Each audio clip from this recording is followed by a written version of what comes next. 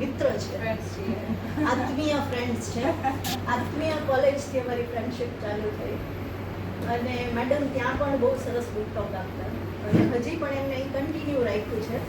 આત્મીય પૂરતું નથી રાખ્યું પણ ઘણી જગ્યાએ બુક ટોક કરે છે. મેડમે પીએચડી કર્યું છે કમ્પ્યુટર સાયન્સમાં. 18 યર્સનો experience as a assistant professor આત્મીયમાં અને છેલ્લા 1 વર્ષથી ક્રાઇસ્ટ કોલેજ હારે એઝ અ આસિસ્ટન્ટ પ્રોફેસર એ જોબ કરે છે. મેડમ ખૂબ સારા રીડર તો છે જ અને શેરિંગ પર કરે છે. આપણામાંથી ઘણા બધા વાંચતા હોય પણ શેર કરવું ને એ બહુ સારી વસ્તુ છે. કારણ કે જ્યાં સુધી તમે વાંચો છો ને શેર નથી કરતા ત્યાં સુધી તમારી પાસે છે. જ્યારે શેર કરો છો તો ઘણા બધાની વસ્તુ મળે છે. હમણાં જ મેડમે કીધું કે સર બુક ટોકમાં છે. એ સરનું નામ શું છે કે મહિલા છે, પ્રશાંત સર. પ્રશાંત સર પણ ઘણા બધા બુક ટોક આપે છે. એટલે અહીંયા લાઇક માઇન્ડેડ પીપલ ભેગા થાય છે. લાઇબ્રેરીનો પર્પઝ બુક ટોક કરવાનો એ છે to motivate people towards reading. એટલે પહેલાં શરૂઆતમાં મેં એવું રાખ્યું હતું કે બુક ટોક કરે પણ થોડું સિક્રેટ રાખે એટલે લોકો વાંચે. પણ ઓડિયન્સમાંથી એવું આવ્યું કે મેડમ વંચાતું નથી એટલે અમે બુક ટોકમાં આવીએ છીએ. એટલે તમે આવું ન રાખો, પૂરું બુક ટોક જ રાખો જેથી કરીને અમને પછી એવું ન થાય કે આ બુક વાંચવાની છે. એટલે હવે એવું વિચારીએ છીએ કે એકવાર બુક ટોક થાય પછી બુક ડિસ્કશન રાખે. જે બુકનો બુક ટોક થઈ ગયો છે પછી લોકો વાંચે અને ડિસ્કશન થાય. પ્લસ ઘણા યુથ મેમ્બર્સ પણ લાઇબ્રેરીના છે કે એમાં અમે બુક ડિસ્કશન કરીએ છીએ. અમુક ટોપિક્સ લઈને અત્યારે ડિસ્કશન સ્ટાર્ટ કર્યું છે. આ ડિસ્કશન યુથ ક્લબમાં લઈ જવાની અમારી ઈચ્છા છે. બુક ટોક તો થાય જ છે પણ યુથ ક્લબમાં બુક ડિસ્કશન પણ થાય. હવે મેડમે કીધું એ સાવ સાચી વાત છે. હું એડ કરું મેડમ અમે બે વાંચીએ એટલે એકબીજા શેર કરતા હોય એટલે કે આ બુક વાંચીને હું એવું જ કહું. આ બધા એમ કે કહી દે ને બુક ટોકમાં મને બધા એમ કહેતા હોય કે આખું જ કહી દે. હું કોઈ ગુલાબજાંબુ ખાવા જેવું છું. તમને એમ કહું કે બહુ સ્વીટ છે, મોઢામાં નાખ્યા પછી ઓગળી જાય, માવા જેવું લાગે. પછી જ્યાં સુધી તમે મોઢામાં ના મૂકો ત્યાં સુધી ખબર ના પડે. Reading a book is the same like eating gulab jamun. હું તમને કેટલું ડિસ્ક્રાઇબ, તમે પોતેનો રિયલ ચાર્મ જો લેવો હોય જેમ ગુલાબજાંબુનો તમારા મોઢામાં આવે ઓલું હું મોઢામાં લઉં પછી તમને કહું કેવું લાગ્યું, બસ આટલો જ છે. અને મેડમનું માનવું એ બી છે કે રીડિંગથી કોઈ પણ પરિસ્થિતિમાં તમે હોય, સારી હોય તો વધારે એન્જોય કરો, ડિફિકલ્ટ ટાઈમ હોય તેમાંથી બહાર નીકળો છો. એટલે રીડિંગ બહુ સારી હેબિટ છે ને એઝ અ લાઇબ્રેરિયન અત્યારે તો હું કહું જ છું કે મારી લાઇબ્રેરીમાં ઘણા પેરેન્ટ્સ આવે છે. મેડમ સમર વેકેશન છે એટલે તમે વધારે પ્રોગ્રામ કરજો જેથી કરીને બાળકો છે એ ગેજેટ્સની બહાર આવે ને 2-3 કલાક લાઇબ્રેરીમાં આવે. એટલે કોવિડ પછીની જે ખરાબ છે એવું નથી કહેતી મોબાઈલ યુઝ, પણ જે ટીનેજર્સ યુઝ કરે છે એમાંથી પેરેન્ટ્સને આ વસ્તુ જોઈએ છે. એટલે આ જે બુક ટોક છે એવું જ વસ્તુ આપણે ચિલ્ડ્રન્સ ક્લબ પણ લાઇબ્રેરીમાં સ્ટાર્ટ કર્યું છે. તો પેરેન્ટ્સ અવેર થાય, એમના બાળકોને ચિલ્ડ્રન્સ ક્લબમાં, યુથ ક્લબમાં મોકલે. છોકરાઓ જલ્દીથી આવવા રેડી નહીં થાય કારણ કે સમર વેકેશન પડ્યું છે ને હવે જ વધારે મોબાઈલ યુઝેજ થઈ શકશે. અધરવાઇઝ તો પેરેન્ટ્સે કે તો એક્ઝામ છે એટલે મૂકી ગયો. હવે સામે એ કહેશે કે હવે વેકેશન પડી ગયું એટલે નેટફ્લિક્સ આપો. એટલે આપણે જે મેડમે કીધું કે રીડિંગ, મેડમ છે ને એમનું એક પેરેન્ટિંગ પણ બહુ જબરજસ્ત છે. આ મારી ઓબ્ઝર્વ કરેલી વસ્તુ છે કે એઝ એ મધર જો સારા રીડર તમે છો તો એની ઇફેક્ટ તમારા ચાઇલ્ડ ઉપર આવે છે. અને મેક્સિમમ ટાઈમ ચાઇલ્ડ છે ને મધર આરે સ્પેન્ડ કરે છે. એટલે એ ઓબ્ઝર્વિંગ સ્ટેજમાં હોય ત્યારે એ જોવે છે કે મારી મધર શું કરે છે. હવે હું જ મોબાઈલ લઈ લઉં ને મારી દીકરીને કહું તું વાંચ તો એ વાંચશે નહીં, પણ મારા હાથમાં બુક હશે તો એ જરૂર વાંચશે. એટલે મેડમ તો ઘણી ટેકનિક્સ ને ઘણું અધર વેઝમાં પણ કઈ રીતે ચાઇલ્ડને વાંચતું કરવું, ગીતો ગાતા, બાળ ગીતો ગાતા કરવા, વાર્તાઓ કરવી. એટલે એક પેરેન્ટિંગ માટેનું સેશન માટે હું મેડમને કહીશ કે અહીંયા આપણે અરેન્જ કરશું. આજે વધારે ટાઈમ નહીં લઈએ અને મેડમનો બુક ટોક સાંભળશું. Ma'am you welcome you.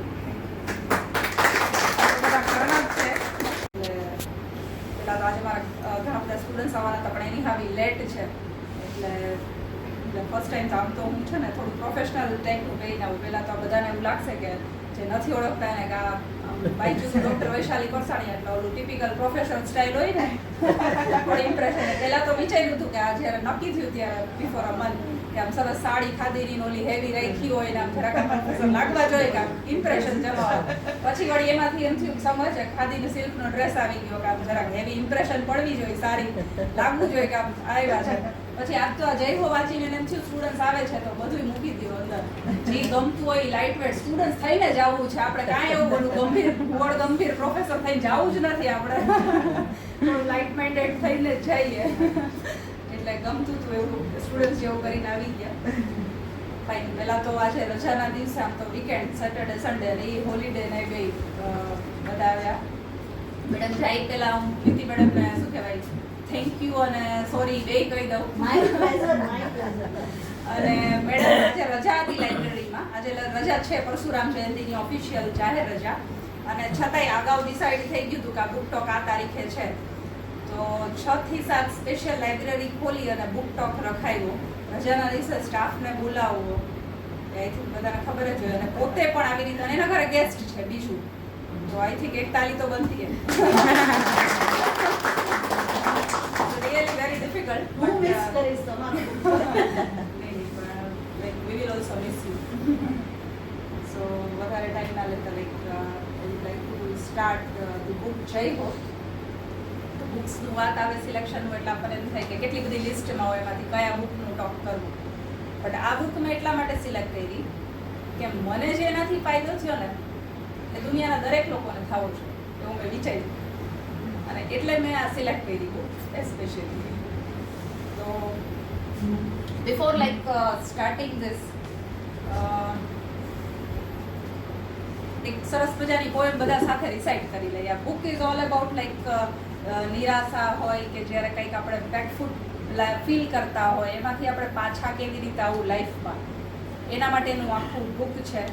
સો પહેલું છે હરિવંશરાય બચ્ચનનું મારું એવરગ્રીન કાયમ ફેવરિટ જે છે કોશિશ કરને વાલો કી કભી હાર નહીં હોતી એ છે. તો આઈ થિંક મોટા ભાગના આવડતું જ હશે. So let's together recite once. I think થોડોક માહોલ બનશે હે ને કે બુક સાંભળવાનું ને વાંચવાનું, નહીંતર ઓલું વન વે થઈ જશે. એટલે ચલો આનાથી સ્ટાર્ટ કરીએ, પછી આપણે કંઈક કરશું આગળ. બધાને જેને આવડતું હોય ગૂગલ કરીને, છોકરાઓ તો હમણાં જેવું સ્ટાર્ટ કરીને અમારા સ્ટુડન્ટ્સ ગૂગલ કરીને ભેગું કરવા માંડે. લહેરો સે ડરકર कभी नौका पार नहीं होती, कोशिश करने वालों की कभी हार नहीं होती. नन्ही चींटी जब दाना लेके चलती है, चढ़ती दीवारों पर 100 बार अखरती है. मन का विश्वास रगों में सांस भरता है, चढ़कर गिरना गिरकर चढ़ना न अखरता है. आखिर उसकी मेहनत बेकार नहीं जाती, कोशिश करने वालों की कभी हार नहीं होती. डुबकिया सिंधु में गोताखोर लगाता है, डुबकिया सिंधु में गोताखोर लगाता है, जा जाकर खाली हाथ लौट कर आता है. मिलते नहीं सहज ही मोती गहरे पानी में, मिलते नहीं सहज ही मोती गहरे पानी में, पर मुट्ठी उसकी खाली हर बार नहीं होती. कोशिश करने वालों की कभी हार नहीं होती. असफलता एक चुनौती है, इसे स्वीकार करो. क्या कमी रह गई देखो और सुधार करो. जब तक ना सफल हो नींद चैन को त्यागो तुम, संघर्ष का मैदान छोड़कर मत भागो. कुछ किए बिना ही जय जयकार नहीं होती, कोशिश करने वालों की कभी हार नहीं होती. So let's clap for you all.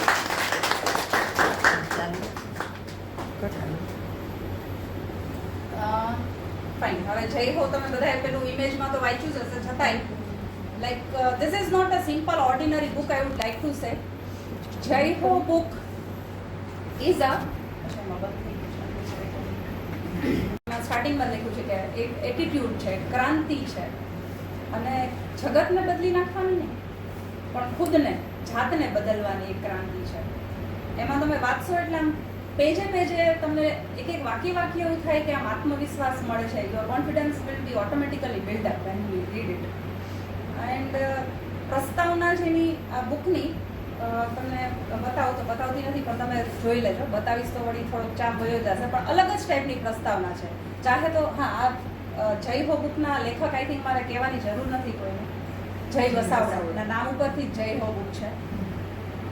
અને જેને કહેવાય કે ખરેખર એણે આમ છે ને દિલ ખોલીને લખ્યું છે આપણને વાક્ય વાક્ય. મેં તો જ્યારે લાઈક આ બુક વાંચી ફર્સ્ટ ટાઈમ અને ફર્સ્ટ ટાઈમ હોય તો આપણને એમ થાય કે એટલી બધી મને એમાંથી પોઝિટિવ એનર્જી મળી તો એમ થાય કે લખવાવાળાને એના જેને પણ આમાં આ બુકમાં હાથ છે ને આમ અંદરથી ગોડ બ્લેસ યુ કહેવાય છે, ગોડ બ્લેસ યુ કહેવાય છે. એટલી સરસ મજાનું લખ્યું છે.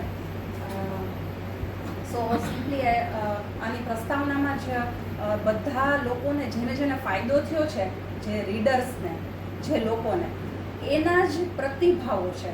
એક જ દિવસમાં 24 કલાકમાં ફેસબુક ઉપર ટહેલ નાખી હતી કે આ મારા જે આર્ટિકલ્સ છે એનાથી કોને ફાયદો થયો. તો જે સામાન્ય જનરલી યુવા વર્ગ એને વધારે વાંચતો હોય છે તો દરેક લોકો એને પ્રતિભાવો આપ્યા. એમાંથી એણે સિલેક્ટ કર્યા, થોડા 25 જેટલા સિલેક્ટ કર્યા. અને એ પ્રસ્તાવના બહુ સરસ રીતે અલગ જ રીતે આખી આપી છે પ્રસ્તાવના. બધા એના નાના ટચુકડા 2-4 વાક્ય, કોઈના 10 વાક્ય, એવી રીતે આખી પ્રસ્તાવના થઈ છે. ચાહે તો એ કોઈ પણ પાસે લખાવી શકે પ્રસ્તાવના, એટલી એની કેપેસિટી છે. બટ સ્ટીલ એ જે અલગ જ રીતે ક્રિએટિવિટી એમાં દેખાય. અને શું લખ્યું છે એમાં બધાએ વાંચો એટલે આમ કહેવાય કે જો આ બુક વાંચીને તો એમાં ઘડી ઘડી રૂવાડા ઊભા થઈ જાય, એમ થાય ખાલી બોલતી હોય તો એમ થાય કે લાઈક વી ફીલ લાઈક જ્યારે આવું થાય ને ત્યારે મને ગુણવંશાની હંમેશા એક વાત યાદ આવે. ઘણા એવું કહે ને, ઘણા એમ કહેતા હોય કે એમાં શું એમાં આપણને ક્યારેક આમ ઇમોશન્સ ફીલ થઈ જાય કે આંખમાંથી આંસુ આવી જાય, કંઈક વાત કરતાં કરતાં, કંઈક જોતા ટીવી કે આમ રૂવાડા ઊભા થઈ જાય. તો ઇટ્સ ઓકે, બિકોઝ એ જીવંતતાની એક નિશાની. ગુણવંશા એવું લખે છે કે એ જીવંતતાની નિશાની છે.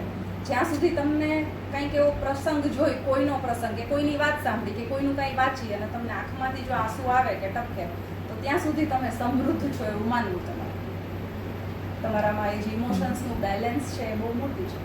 ત્યાં સુધી તમે શ્રીમંત છો, તમે સમૃદ્ધ છો. એટલે હંમેશા એ વસ્તુ એ લખે છે. એટલે ક્યારેક આમ ઓલા ઇમોશન્સ આવી જાય ત્યારે યાદ કરી લે ગુણવંશાને ડાયલોગ મારી લે પછી જીવન એટલે એવું થાય નોર્મલ હ્યુમન બિંગ. એટલા માટે સો એમાં એવું લખે છે કે આ બુક શા માટે લખી. જેમ બોર્ડ સિઝન આવે છે આપણી રિઝલ્ટની અને એ બધી એક્ઝામની સિઝન આવે ત્યારે એમાં કેટલા બધા આપણે ન્યૂઝપેપરમાં આપણે એને બહુ કેઝ્યુઅલી લઈ લઈએ છીએ હવે કે કોઈ નાના 10મામાં ભણતા, 12મામાં ભણતા કોઈએ આત્મહત્યા કરી લીધી. આવા જ્યારે સમાચાર સાંભળીએ તો આમ થોડી વાર માટે આમ વાંચીએ. હવે આપણે એને કેઝ્યુઅલી લઈ લઈએ છીએ આ વસ્તુને. તો એમાં લેખક જે વસાવડા લખે છે કે એવું થોડું છે કે હાર્ટ એટેક આવે ત્યારે જ તમને એન્જાઇના પેન થવું જોઈએ. આવા ઉગતા સિતારા, આવી કુમળી કડી કે જેની સામે આખું અજવાળું પડ્યું હોય, આખી જિંદગી પડી હોય, આટલી સરસ, અને ત્યારે આવી કુંબળી વયમાં આવું પગલું ભરે અને અંધકાર છવાઈ જાય તો શું આપણને એન્જાઇના પેન ન પડવું જોઈએ કે નહીં? એવું લખવું જ છે. કોઈ કે તો કહેવું જ પડશે કે life is not perfect, get up. Life is not perfect, get up.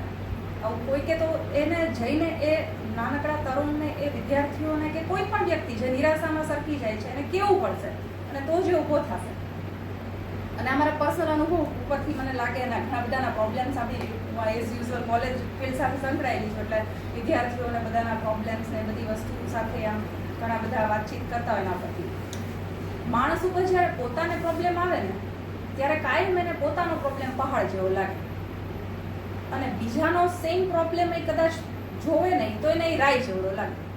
આમ તમે વિચારો નોર્મલી ન્યૂઝપેપર કે લખે છે કે આત્મહત્યા કરવી એ બહુ મોટી વસ્તુ છે. તમે ખાલી દિવાસળીથી આમ જરાક આમ તમને ભગે તો આમ હાથ લઈ લ્યો છો તો આવડું મોટું પગલું ભરવું એના માટે કેટલી બધી હિંમત જોઈએ. પણ એ કરીને એ લોકો કરે છે તો તમે વિચારો કે એને કેટલું બધું દુઃખ થતું હશે મનમાં. તો કોઈકે તો એના માટે એ વસ્તુ કેવી જ પડે, કોઈકે તો એને એ વસ્તુ કેવી પડે એવા લોકોને કે ભાઈ જિંદગીનો મુકાબલો કરવો પડે ને લાઈફ પરફેક્ટ નથી, જે છે એ સારું છે. અને મેં કીધું એમ કે બીજાનો પ્રોબ્લેમ કાયમ રાય જેવડો લાગે ને આપણો સેમ પ્રોબ્લેમ એ આપણને પહાડ જેવડો લાગે. તો એ વસ્તુ એક કાયમ માટે જેને કહેવાય કે એ વસ્તુ છે ને મગજમાં બેસી જાય કે મારો પ્રોબ્લેમ અત્યારે હું એવી રીતે મૂકી દઉં કે ન્યૂઝપેપરમાં કોઈ છે એની જેમ, તો ખરેખર એ પ્રોબ્લેમ ના લાગે. આફ્ટર થોડોક ટાઈમ વીતી જાય પછી આપણા જ પ્રોબ્લેમને જોઈએ જે આપણને મોટો લાગતો એ નાનો લાગવા માટે આપણને પ્રોબ્લેમ એ વસ્તુ બને. અને એ લખે છે જય વસાવડા કે મને જ્યારે કોઈ પ્રતિભાવ આપે કે ફીડબેક આપ્યો છે કે મારી જિંદગી બચી છે ને મને આ તમારા લેખ થકી કે તમારી આ બુક થકી મને પ્રેરણા મળી છે ને મેં આપઘાતનો વિચાર માંડી વાળ્યો અથવા મને આવી હિંમત મળી તો મને કોઈ ઠંડો મલમ ચોપડતું હોય એવું લાગે હૃદયે. અને મને એવું ઓસ્કાર કે કોઈ વડાપ્રધાન એવોર્ડ આપે એના કરતાં પણ મારા મતે આ નોબેલ કે ઓસ્કાર પ્રાઇઝ કરતાં પણ મોટું પ્રાઇઝ છે.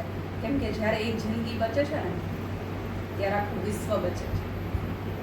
વિશ્વ એટલે કે દરેક એક વ્યક્તિ સાથેનો પરિવાર સંકળાયેલો હોય. જ્યારે એક જાય છે ને ત્યારે આખો પરિવાર તો શ્વાસ થઈ જાય.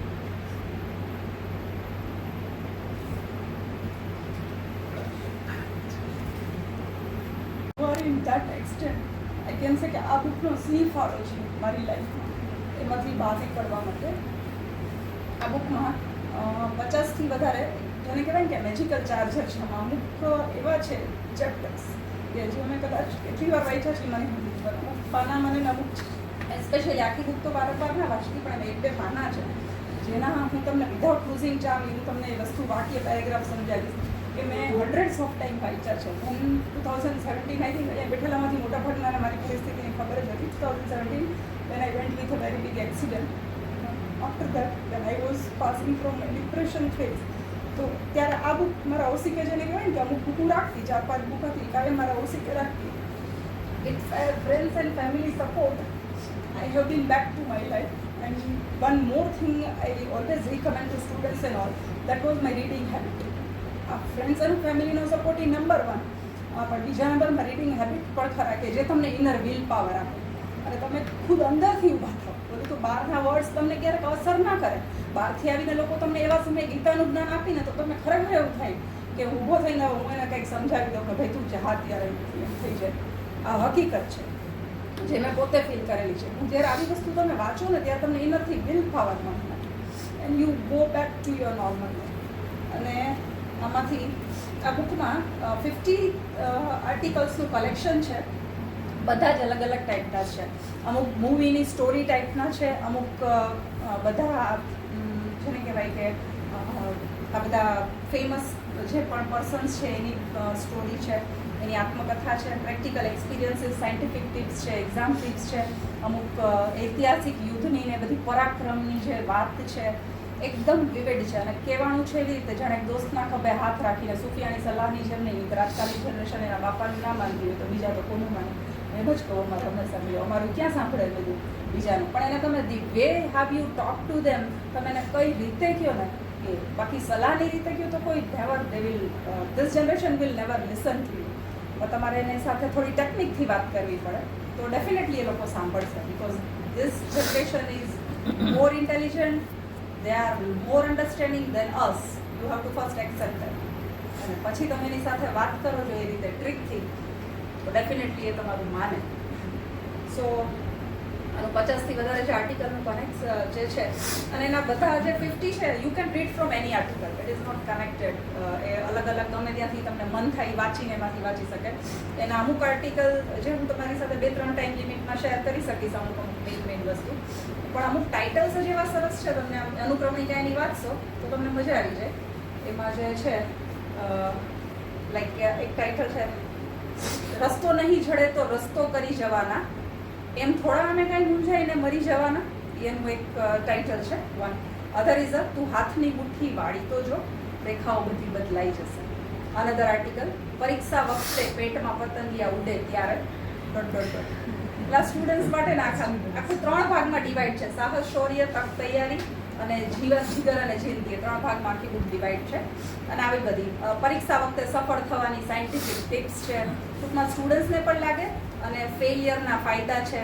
અને નોર્મલ કોઈ પણ માણસ આમાં એટલી આ બધી આ ફેમસ પર્સનની સ્ટોરી આપી છે કે ગૃહિણીથી માંડીને કોઈ એક્ઝિક્યુટિવ હોય ફાઇન એને જ્યારે એની લાઈફમાં કાંઈ ફેલિયરનો અનુભવ થાય એન્ડ નિરાશામાં જો જાય તો એમાંથી ડેફિનેટલી ઊભા થવામાં હું ગેરંટી સાથે કહું કે આ બુકના થોડાક પાના વાંચી લ્યો અને તમે પાછા back to life normal life થઈ જશો. તમારામાં એ સ્પાર્ક ચિંગારી જે ચેતન ભગત કહે છે સિમ્બાયોસિસના એમાં હું હમણાં કહીશ થોડા ટાઈમમાં એની જેમ તમારામાં એ સ્પાર્ક આવી જાય અને પાછું તમે એ અંદર એક સ્પાર્ક સાથે જીવન જીવો. ટૂંકમાં ઓલા 26 મિનિટની કરીનાની જેમ નહીં, આફ્ટર ઇન્ટરવલમાં કરીના કેવી થઈ ગઈ હતી એ બધી છે નહીં, પણ like that. Okay, so first of all હું આને સ્ટાર્ટ છે ને મારી સૌથી ફેવરિટ સ્ટોરી છે, જે મેં બહુ બધી વાર શું કહેવાય વાંચી છે અને એનાથી કરીશ. સૌરાષ્ટ્રના ભાવનગર જિલ્લાના એક નાનકડા ગામનો એક વતની, એક છોકરો, એની આ વાત છે.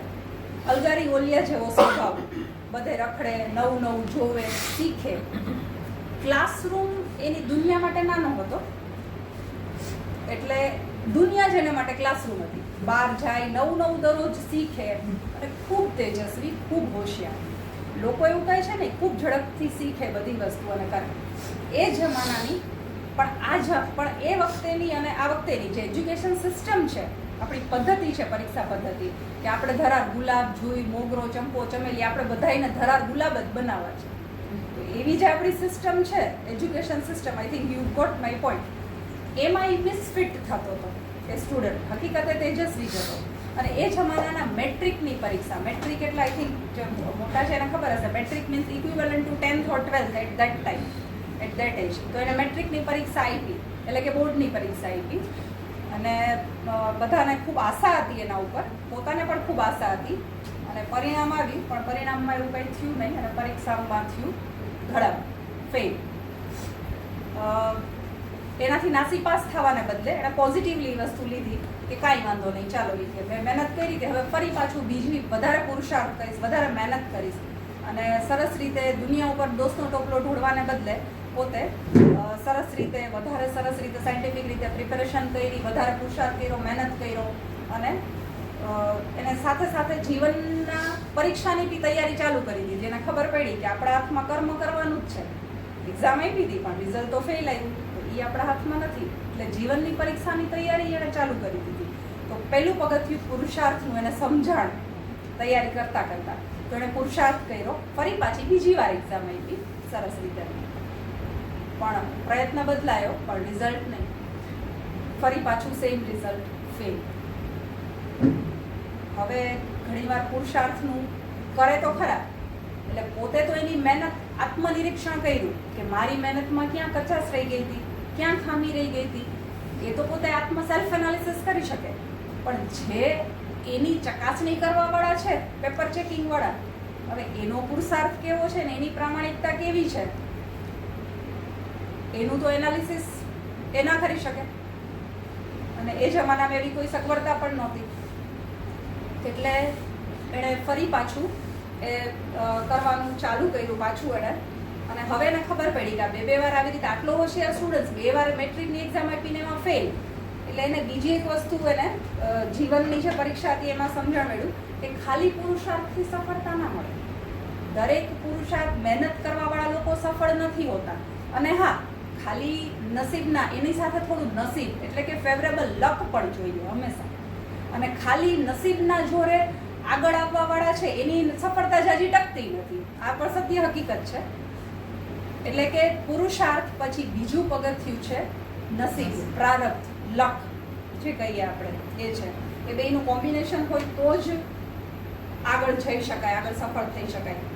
અને બીજું એણે શીખ્યું કે બધું આપણા ધાર્યા મુજબ આપણા મનગમતા સમયે ન પણ થાય. ડિવાઇન ડિઝાઇન કંઈક બીજી હોઈ શકે. ભગવાનને જે ગમતું હોય એના સમયે કરીને જ રહીએ છે. પછી આપણે સ્વીકારીએ કે ના સ્વીકારીએ, આપણે એના માટે ગમે એટલી ઉછળગુલ કરી લઈએ, આપણા હાથમાં એવું કંઈ છે જ નહીં. આપણા હાથમાં જે છે આપણે એ જ વસ્તુ આપણે કરી શકીએ તો નતમસ્તકે પરમ ચૈતન્યના ચરણે જઈ અને બિન કહેવાય હિસાબી પ્રાર્થી, રાઈટ. અને આપણે પ્રાર્થના સિવાય આપણી પાસે બીજું કોઈ રસ્તો નથી. ફરી પાછી એક્ઝામ આપી, once again same result, fail. ત્રીજી વખત બોર્ડની એક્ઝામમાં ફેલ. હવે હૈયામાં હામ ને ઓઠોમાં રામ હોય તો શું કહેવાય, મહેનત કરવાની પાછી ઓલી જે કહેવાય નિષ્ફળતા બેવડાય, એમ લડવાનું જોમ ને તાકાત છે એ પણ બેવડાઈ જાય, એમ એ પણ એને કરવું પડ્યું. અને હવે ફરી પાછું એને થયું કે પહેલું પગથિયું પુરુષાર્થનું, બીજું નસીબનું. ફરી પાછું એ બધું કરવા છતાંય હજી રિઝલ્ટ જો ના મળે તો હવે ત્રીજું પગથિયું છે પ્રતીક્ષા, એટલે કે ધીરજ, પેશન્સ રાખવી જ પડે. તમારા હાથમાં કાંઈ નથી એ વસ્તુ. સો એ વિદ્યાર્થીને સમજાયું કે તત્કાલ કર્મનું ફળ ન પણ મળે, તત્કાલ કર્મનું ફળ ન પણ મળે તો એના માટે તમારે ધીરે ધીરે સમયની પીચ ઉપર ટકવું પડે. સમયની પીચ ઉપર તમારે તમારું કામ જારી રાખવું પડે. એનું ફળ ક્યારે મળશે તમારા હાથમાં જ નથી. એન્ડ દેટ ઇઝ લાઈક 2 પગથિયા પુરુષાર્થ અને પ્રાર્થના પૂરા કર્યા પછી આપોઆપ 3જા પગથિયે તમે એ પ્રતીક્ષા કરવાની જ રહે છે. તમારા હાથમાં બીજું કંઈ છે જ નહીં. અને આ બધું સફળતા, આ નાપાસ થયેલો પ્રાર્થના આ બધી પરીક્ષા 3 વખત ફેલ, મેટ્રિકની પરીક્ષામાં આવી જળ એજ્યુકેશન સિસ્ટમમાં 3 વખત જે ફેલ થાય અને એ છોકરો ફરી પછી પાસ થાય છે, શિક્ષક બને છે, પછી લોક શિક્ષક બને છે, કથાકાર બને છે, જેને કહેવાય કે વિશ્વમાં જેનું નામ અત્યારે છે એ બને છે. આઈ થિંક આ બધા એ વસ્તુ ઓળખી ગયા છે કે આ છોકરો એટલા યુવાન છે એ કોણ, આ કોની સ્ટોરી છે? મોરારી બાપુ, આપણા આત્મીય પ્રિય એવા મોરારી બાપુ. આ એને જ કહેલી જે એનું ત્યાં હોય છે આપણે શું કહેવાય મહુવા એનું જે પેલું હોય છે ને એની મારી અંતરયાત્રાનું બયાન, એમાં મોરારી બાપુના ખુદના જ મુખે આખી એની વાત કહેવાયેલી છે. અને જય વસાવડા એટલી સરસ રીતે લખી છે. And this is my best story which has given me a power to come back to my normal life.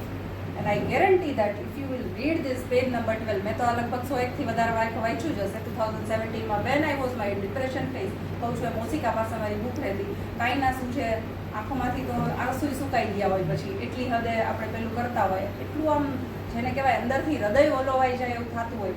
ત્યારે આ વાંચીએ ને તો એટલું સરસ રીતે એમાં કીધું છે કે તમારા હાથમાં છે ડિવાઇન ડિઝાઇન કંઈક બીજી જ છે. You have to accept. હવે તમારી પાસે શું છે કરવાનું? તમારે તમારું કર્મ કરવાનું છે. તમારા હાથમાં ફળ છે જ નહીં. એ શું કરશે ભગવાન એ તો એના હાથની વાત છે. તમે તમારું કર્મ કરો અને હજી રિઝલ્ટ ના આપે તો પ્રતીક્ષા કરો, ધીરજ રાખો, પેશન્સ, એ તો એની રીતે જ થશે.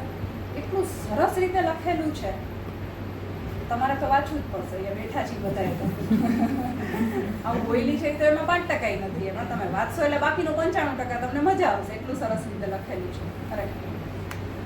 સો એ છે. અને હવે એ છે કે દેશ અને દુનિયામાં મોરારી બાપુના નામથી કોણ અજાણ છે? એ વખતે એને મેટ્રિકની પરીક્ષા આપી ત્યારે ટોપ 10 ડિક્લેર થયા હશે. એના નામમાંથી કેટલા ના આવડે છે? We are not knowing that. અને મોરારી બાપુના નામથી અજાણ લોકોને શોધવા જવા પડે કે મોરારી બાપુ કોણ નથી ઓળખતું. ઓળખતા જ હોય બધા. સો ધીસ ઇઝ લાઈક છે. એટલે ફક્ત લાઈક પરીક્ષાના પેપર સારા ન જાય કે તૈયારી સારી નથી થઈ ગઈ એટલે નાસી પાસ થઈ જાય, તો આવા દરેક વિદ્યાર્થીને જો મોરારી બાપુ એવું વિચાર્યું હતું કે પહેલી વાર હું તો આટલો હોશિયાર હતો, પહેલી વાર બીજી વાર નહીં જાય એવો વિચાર કર્યો ને, આત્મહત્યાનો ક્યારેય વિચાર ના કર્યો કે નાસી પાસ ના થયા. સો આ દરેક વિદ્યાર્થીને એક લાસ્ટમાં અપીલ કરે છે કે આથી વધારે આત્મરામને જગાડતી તમારે કઈ પ્રેરણા જ્યોતિ જોઈએ છે કે આવી મેમરી એજ્યુકેશન એવી જળ સિસ્ટમમાં 3 વખત ફેલ થઈને આટલી ઊંચાઈ, એવરેસ્ટ જેવી ઊંચાઈ સર કરે કે જ્યાં શિક્ષકો તો શું બધા પ્રોફેસરો, શિક્ષણવિદો, મંત્રીઓ બધા એની પાસે જ્ઞાન પીપાસુ થઈને આવે અને એની પાસેથી જ્ઞાન મેળવે. તો ખુદના જ પછી કર્મ કરી અને તમે આગળ ગમે એ લેવલે જઈ શકો. ટૂંકમાં આવી નાની એવી વસ્તુથી ક્યારેય જીવનમાં હતાશ થયું નહીં. તો આત્મરામને જગાડતી આનાથી શ્રેષ્ઠ પ્રેરણા જોતી કાંઈ ન હોઈ શકે. તો એટલું સરસ એ કીધું છે. બીજી સ્ટોરી જે છે એ પહેલાં નામ નથી કીધી, પહેલાં સ્ટોરી જ કહી દો, પછી લાસ્ટમાં પૂછીશ. એથી બેઠા છે એમાંથી ઘણા બધાને ખબર જ હશે. સ્ટુડન્ટ્સને ખાલી એક વાક્ય પૂછીશ કે આમાંથી what you would like to say tech અવે ઇન ઓનલી 1 સેન્ટેન્સ. આ સ્ટોરી તમે સાંભળી એમાંથી શું ટેક અવે તમે, વોટ ઇઝ યોર ટેક અવે? Can anyone share only in 1 line? What is the tech અવે? Yeah, but cliche સાંભળતા like never give up, keep going on. આ તો મોરારી બાપુની સ્ટોરી. ડેફિનેટલી. હા, બરાબર છે, પરફેક્ટ. મને કેબીસીમાં અમિતાભ બચ્ચનનો ડાયલોગ યાદ આવે છે કે અપને મન કી હો તો અચ્છા, ના હો તો જ્યાદા અચ્છા. એક થી ઓલો કે ને કે પાનના ગલે બધા ઓલા પાનખાવાળા ભેગા થઈ જાય ને અહીંયા એટલે બુક ટોકનો ઈ જ ચામ છે કે આપણે બોલતા હોય તો આપણાથી વધારે એટલા મજા આવી જાય આમ છેલ્લે ડિસ્કશન કરવાની. લાઇક માઇન્ડેડ પીપલનું આ મજા છે. એટલે આપણો પાનનો ગલ્લો છે, બુકનો ગલ્લો છે. સો લાઈક સેકન્ડ જે છે